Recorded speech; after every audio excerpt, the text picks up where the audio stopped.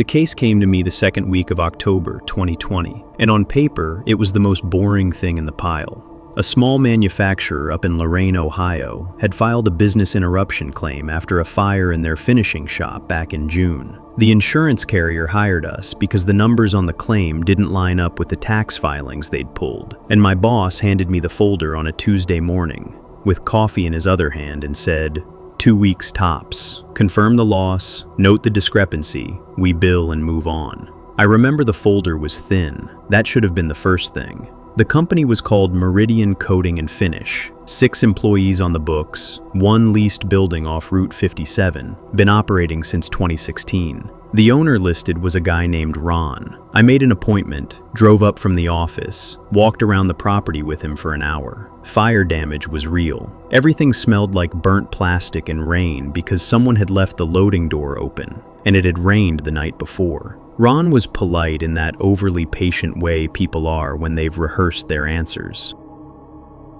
He kept calling the fire the incident and referring me to his broker for anything about the numbers. Normally that's the tell that means low-effort fraud. Guy inflates his inventory loss, insurance eats it, we all go home. I've done maybe 40 of these. Back at the office, I pulled the corporate filings. Meridian's registered agent was a services company in Columbus, which is fine. Half the small businesses in Ohio use one. But the mailing address on record for the LLC's manager wasn't Ron's. It was a suite number in a business park in Independence, outside Cleveland. I looked up the suite. It housed something called Keystone Procurement Group, also an LLC, also registered through the same agent in Columbus. Keystone had 3 managers listed. One of them was a name I didn't recognize. The other 2 were listed only by initials and a middle name, which is legal in Ohio, but unusual. I ran the unrecognized name through our subscription databases, expecting a normal resume. What I got instead was the same headshot on 2 different LinkedIn profiles, under 2 different names, at 2 different companies.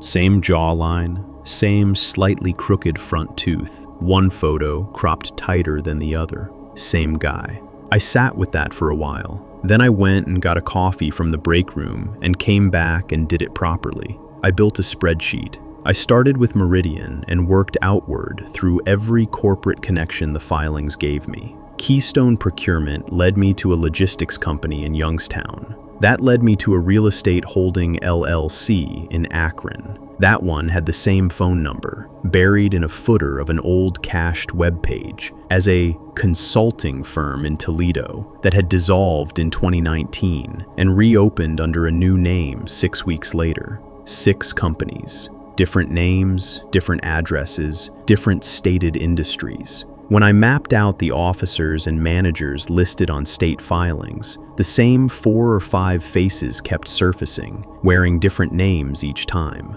One guy was David in one filing and D. Michael in another, and just an initial on a third. A woman I'll call the one in the navy blazer, because that's how she was photographed on 2 of the sites, appeared as a director in 3 of them. Insurance fraud on a small fire wasn't the point.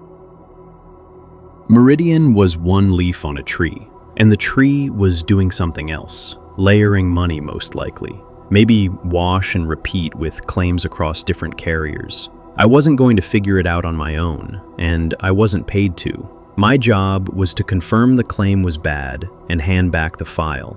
I could have stopped there. I should have stopped there. What I did instead was call the number listed for Keystone and ask if I could set up a short meeting with one of their managers about a routine follow-up on a downstream client.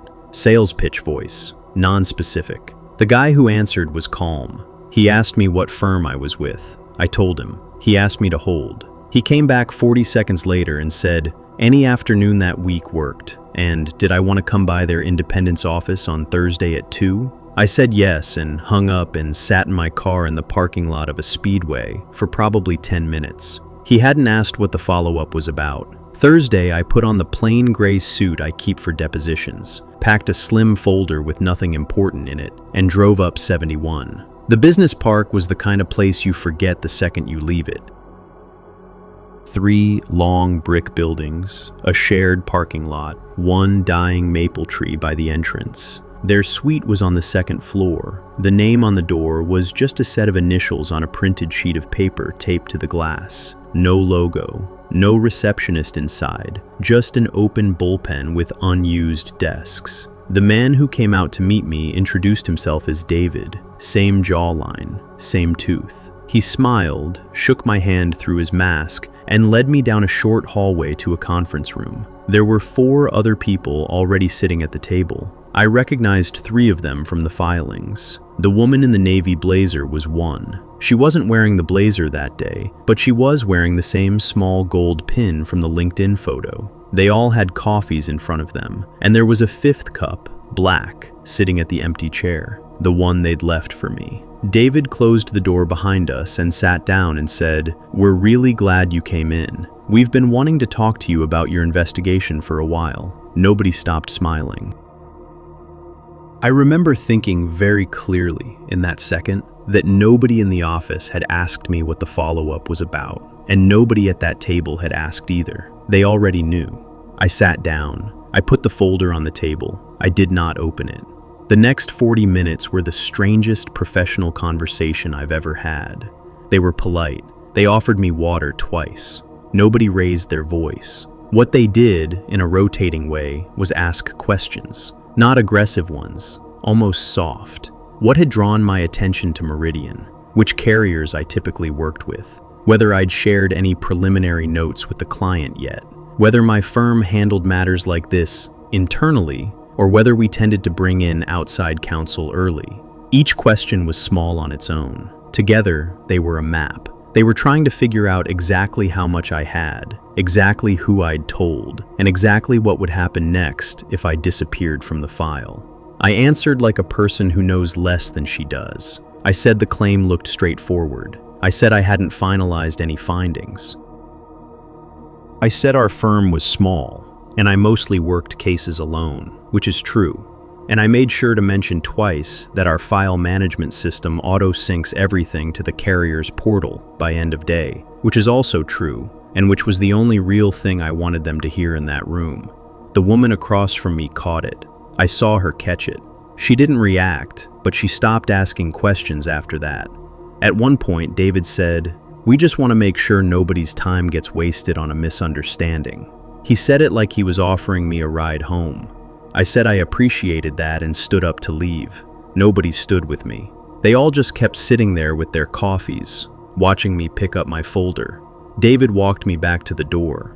He shook my hand again, said it was really nice to finally meet me, and told me to drive safe. Weather was turning. I got in my car, and I did not look back at the building. I drove out of the lot, took the on-ramp, and made it maybe 3 miles down 77 before I pulled off at an exit with a gas station and called my client from the parking lot. I told him, in as few words as I could, that the file was outside my scope and needed to go to the state. I told him not to email me about it. I told him I'd have the materials over by end of day. I did that from a laptop at my kitchen table, not from the office. I don't know why exactly. It just felt like the right move. The following Monday, I noticed a black sedan 2 cars back on my way to work. Different plates from what I remembered the day before, but the same little cardboard air freshener hanging from the rear view. I noticed it because I'd been looking. Tuesday, there was a guy in the coffee shop across from our building who sat for 2 hours with a laptop open and never touched his cup. Wednesday, same guy. Different shirt, different coffee shop, 1 block over. On Thursday, I stopped at the grocery store on the way home and took a long look at the lot when I came out. And there was the sedan again, 3 rows back, engine off. I didn't do anything. I didn't confront anyone. I didn't call anyone. I made dinner. I watched a rerun of something. I went to bed with the porch light on. By the middle of the second week, the sedan wasn't there anymore. The guy in the coffee shop wasn't there either. I checked. I kept checking for about a month, honestly, and then less often. And then, eventually, I stopped checking on purpose and only noticed when I forgot to. The prosecutor's office took the file. I know because I got a subpoena for my notes 6 months later, which I complied with, and because a paralegal I know at another firm mentioned in passing at a bar a year after that something big had come out of a shell company case up near Cleveland. She didn't know I'd touched it. I didn't tell her. The thing that still gets me, when it gets me, is the fifth coffee. They knew what time I'd arrive. They knew I'd say yes to the meeting. They had it poured before I walked in the door.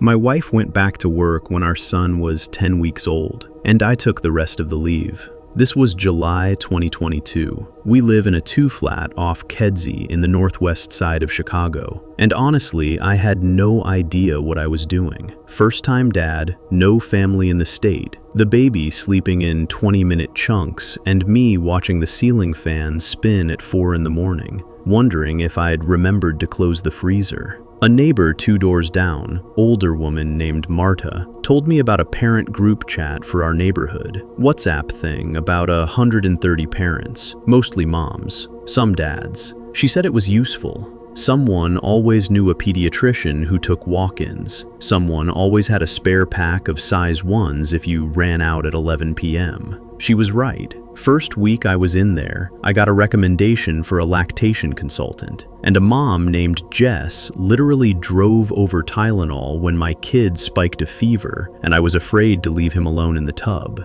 That's the kind of thing that group did. Real help. So I was in. For maybe 6 weeks, it was just background noise on my phone. I'd scroll while feeding. Little questions, little answers. Someone asking about mold in a rental. Someone posting about a lost cat on Francisco. Normal stuff.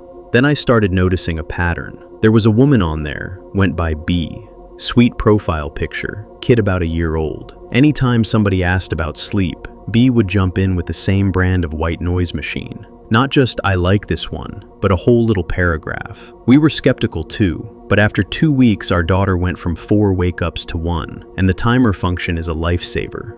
Something like that. She'd link it. Amazon. Always the same seller. Fine. People have favorites. But then a guy called Marcus started chiming in on any post about baby food. Same brand of pouches, same phrasing every time. The ingredient list is actually clean. We called the company and they were super transparent about sourcing. He said called the company 3 separate times across 3 separate weeks. Who calls a baby food company? Twice I could believe. 3 times? No. I started reading back through the archive. WhatsApp lets you scroll pretty far if you're patient, and I had nothing but time between bottles. I made a note in my phone. Just names and product mentions at first. B, sound machine. Marcus, food pouches. A guy named Kev pushing a specific pediatric chiropractor on Milwaukee. A woman calling herself Han, who kept recommending a photography studio in Logan Square for newborn shoots. And I mean, she recommended it maybe 9 times in 2 months, always with the phrase, worth every penny. You start seeing the shape of a thing when you write it down. The kid was on my chest most of the day. He slept better there. So I'd sit on the couch with him snoring into my shirt, and I'd open my notes and add another entry. Here's the moment it stopped feeling like a coincidence. Marta mentioned she was also in a bigger parenting group. Different platform, Facebook, covered the whole northwest side, maybe 2,000 members. She was trying to sell a bassinet and asked if I wanted to join to see the marketplace posts. I said sure. I logged in around midnight, kid finally down, and I searched the group for the name of that photography studio Han kept pushing. And there it was. A post from 3 weeks ago. A woman with a different name and a different profile picture. Different kid in the photo. Same paragraph. Not similar. Same. Word for word. We booked with them at 6 weeks, and I cannot recommend them enough. The studio is on the 3rd floor of a converted warehouse, and they let you bring your own outfits. Worth every penny. Right down to the comma before worth. I sat there on the couch for a while. The fridge was making that low hum it does. My phone screen went dark, and I turned it back on and read the post again to make sure I wasn't imagining it. Then I searched 3 more groups Marta had told me about. West Loop Parents, Lincoln Square Parents, a Moms of Multiples group I didn't even really belong in, but she'd added me for the resale posts. Same paragraph, different accounts, same studio. 5 chats, 5 different names, same block of text with the same weird comma.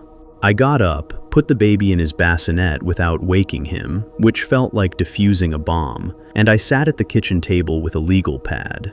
I know how that sounds, but my phone screen was killing my eyes and I wanted to see it all laid out. I started matching up the phrasing across accounts. It wasn't just the studio.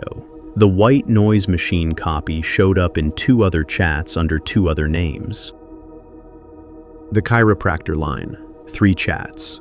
The food pouches, 4 chats. And one of those posts had a typo, sorching instead of sourcing. And the same typo appeared in a totally different chat under a totally different account 11 days later. Nobody makes the same typo twice unless they're copying and pasting from a doc. I wasn't scared yet.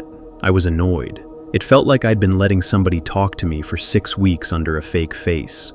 And worse than that, I'd been letting somebody talk to my wife, who trusted these people, and who'd bought 2 of the products they pushed. The chiropractor was on our short list for the baby's flat spot. But then I did one more thing, and this is where it turned. I opened B's profile, not her chat profile, her Facebook, which she'd linked in a comment once about a bake sale. Her page was thin, photos of the same kid, but only from about a year back. Before that, nothing. Her friends list, the parts I could see, was all other parents from these same chats.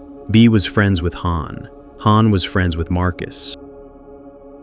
Marcus was friends with a guy who ran a page called something like Chicago Family Deals, which had a business address in the description. I clicked the address. It was a suite number in a building in Rosemont, not a home, not a store, an office building. The company that ran that page also owned 2 of the brands being pushed in the chat.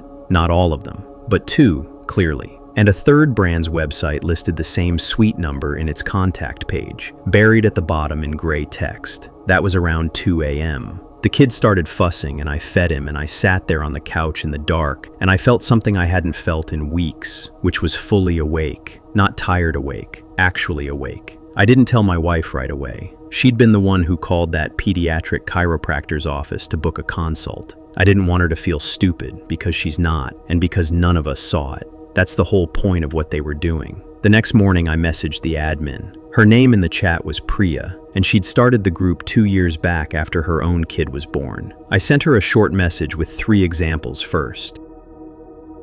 Screenshots side by side, one from our chat, one from another. Same paragraph, different names. I said something like, "Hey, I don't want to make a thing out of nothing, but this feels off. There's more if you want to see it." She wrote back in maybe 20 minutes, just send me everything. I sent her the notes, the typo, the Rosemont address, the friend network. Priya went quiet for most of the day. Around dinner, she messaged again. She'd cross-checked with 2 other admins she knew from the neighborhood chats, and one of them had already been getting complaints, just hadn't put it together. Between the 3 of them, they identified 7 accounts they were confident about, and another 4 they were suspicious of. She removed all 11 from our chat that night. No announcement, just gone. B, Marcus, Kev, Han, the whole list. I watched the participant count drop by 11, and I felt this weird, flat feeling. Not satisfaction. Like when you find out the noise in your walls was a mouse and not a burglar. Still not good, but smaller than what you'd been imagining. The next day, I filled out a complaint on the FTC website. There's a form for undisclosed advertising. I attached the screenshots, the address, the pattern. I wrote it up straight, no editorializing, just what I'd seen. I hit submit and got an automated email saying my complaint had been received. I never got a real response. I don't know if anything happened on their end. I don't know if the company got a letter, a fine, or nothing. Probably nothing. That's how these things usually go. The chat is cleaner now. People still recommend things, but it's messier, more human. Somebody swears by a brand of diaper and somebody else swears they gave their kid a rash. Nobody's typing paragraphs anymore. Nobody's using the same comma in the same place across 5 neighborhoods. The thing that stuck with me is how long it took. 6 weeks. I was on that chat every day, sometimes for hours, and I didn't see it until I saw it. And I only saw it because I happened to join a second group and happened to search a specific studio name at midnight when I couldn't sleep. My kid is almost a year old now. He points at the ceiling fan and laughs. My wife still uses the white noise machine, the one B recommended, and it works fine. That's the part I can't get over. The products, some of them, were probably okay. That's what made it work. If they'd been pushing junk, somebody would have flagged it in a week. They picked things that were fine. And then they built 100 fake mothers to tell you about them at 3 a.m. when you were too tired to think. I still open the chat every day. I read it a little differently now. There's a stretch of Highway 60 in New Mexico where you can drive 20 miles without seeing another set of headlights. My shop sits right on it, between Mountain Air and Willard. Metal building, gravel lot, one floodlight I keep burning until I lock up. Days, I do brake jobs and tire changes for locals. Nights, I stay open for tow-ins because the next real garage is over an hour east, and drivers who break down out here get scared fast. This was late June 2019. I remember because my window unit had just quit, and I was leaving the bay door cracked to keep from cooking. Around 9:15, headlights swung into the lot, low and wide, a flatbed. I stepped out with a rag in my back pocket. Outside the bay, the air felt like standing in an oven with the door open. Even that late, the asphalt was still giving heat back to the sky. The driver was a guy I knew a little from Belen, a heavy guy named Ruben who ran nights for a company out there. He waved from the cab and started dropping the deck. On the bed was a silver Camry, maybe a 2015, clean. No damage I could see, no fluid trail on the flatbed, tires all inflated. That was the first thing that struck me. Usually, when Ruben rolled up at that hour, the car had been through something. The owner climbed out of the passenger side of the tow, middle-aged, maybe 50, khaki shorts and a plain gray t-shirt tucked in, wire glasses. His hair was combed. That sounds like a stupid thing to notice, but it's what I remember. He didn't look like a man who had just been stranded on a highway in June heat. He looked like he'd been sitting in an office all day. "Appreciate you being open," he said, and put his hand out. I shook it. His palm was cool and dry. Mine was already sticky from the shop. "Ruben tells me she just quit on you." "That's right. Went dead on me about 8 miles east. Just lost power and rolled to the shoulder." I told him to give me a few minutes to get the car off the deck and pull it in. He said, "Take your time. I'm not in a rush anymore." I remember that. Anymore. It's the kind of word you don't hear people put on the end of that sentence. We got the Camry down. Ruben was already writing me out a slip. He and the guy settled up, and Ruben pulled out with a little honk and a wave. The lot went quiet again, except for the buzz of the floodlight and something crickety in the sage behind the shop. Somewhere off toward the highway, a coyote made a short noise and cut off. I asked the owner if he wanted to wait in the office. Plastic chair, coffee pot I keep going, a fan. He said he'd rather stand out in the bay if I didn't mind. Said he'd been sitting for hours. I said sure, people do that sometimes. They want to watch or they want to talk. I've had lonely truckers stand and tell me about their divorces the whole time I'm doing a starter swap. It doesn't bother me. I popped the hood. Engine bay was clean. Not detailed clean, but the kind of clean you get on a car that gets its oil changed every 5,000 and lives in a garage. No burn smell, no coolant smell, nothing bubbling. I put my hand on the block. Warm from the drive to the shoulder, not hot. Not the kind of heat you get when something's been fighting itself. I pulled the dipstick. Oil clean, honey-colored, level right where it should be. Coolant, full. Battery terminals clean. Little green washer on the positive post. I ran through my usual checklist. Belts good. Hoses firm. Motor mounts intact. Behind me, the man was standing with his hands in his pockets, watching. Not leaning, just standing. "Any warning lights before it died?" I asked. "No." "Any smell? Anything from the exhaust?" "No." "Did it lose power all at once, or did it stumble first?" He was quiet for a second. Then he said, "It didn't really stumble, it just felt like the right place to stop." I let that sit for a beat, and then I got in the driver's seat and turned the key. She fired first crank. Idle smoothed out in about 2 seconds and sat there at 700 revolutions per minute, steady as a rock. I revved her a couple of times. Nothing. No misfire, no hesitation. Gauges normal. I killed it and got out. checked the brakes through the wheels with my flashlight. Pads had life on them, rotors smooth. I got underneath on the creeper and looked at the exhaust, the fuel lines, the CV boots. Nothing torn, nothing weeping. Somebody had this car serviced regular. I plugged in my scanner. No codes. Not pending, not stored, not history. Nothing. I've seen cars come in with no codes before. It happens. Intermittent stuff. A bad ground. A relay that only fails when it's hot. But usually the customer is frustrated, telling you it's been doing this for weeks, that their brother-in-law looked at it, that the dealer couldn't figure it out. This guy wasn't saying any of that. He was standing in my bay, hands in his pockets, watching me work like he was watching a documentary he already knew the ending to. I got out from under the car and wiped my hands. He was looking at me. "I can't find anything wrong with it," I said. "I figured you wouldn't." That's what he said. "I figured you wouldn't." I asked him what he meant. He took a breath and looked past me toward the open bay door, out at the dark, and said, "I just didn't want to keep driving. I needed to stop here." The crickets got loud right then. Or maybe I just noticed them. He wasn't looking at me. He was looking out at the highway. I told him, careful, that if he wanted to leave the car overnight, I could go over it again in the morning with fresh eyes. Sometimes something shows up when the metal's cold. He shook his head, small. "No, it's fine. It'll drive. You want to try to make it to Willard tonight?" "I'm going back to Belen." That stopped me. Belen was the way he'd come from. Reuben had picked him up east of here and towed him west. Now he wanted to go back east, but not far east.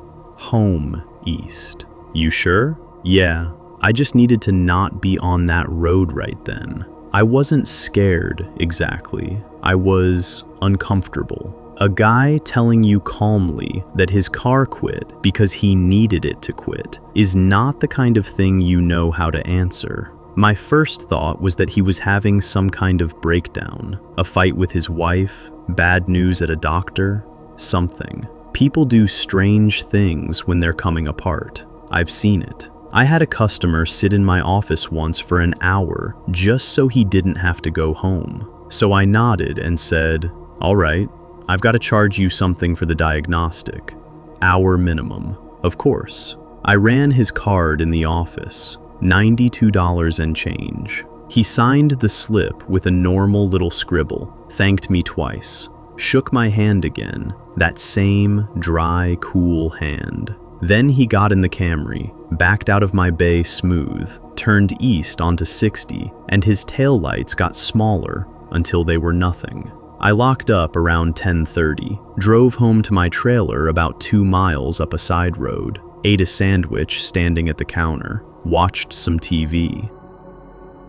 Fell asleep in the recliner like I usually do. Around 3 in the morning, I woke up because the recliner had gone stiff on my back. The TV was still on, muted, tuned to the Albuquerque station I leave it on for weather. There was a news graphic across the bottom, fatal crash, Highway 60, a semi and multiple passenger vehicles. It had happened earlier that evening. They were still working the scene. I sat up, turned the volume on. The reporter was standing on the shoulder in that white washed-out light they use, and behind her you could see the flare pattern and the reflective vests. The wreck was east of Mountain Air, about 20 kilometers east of my shop, give or take, the direction the guy in the Camry had been driving when he called Reuben. They said the semi had crossed the center line. They said it had happened just before dinner. They gave a time estimate. If I did the math from when Reuben dropped him off, and how long the guy said he'd been sitting on the shoulder before Reuben got there, the timing was right in the window. He would have been on that piece of road,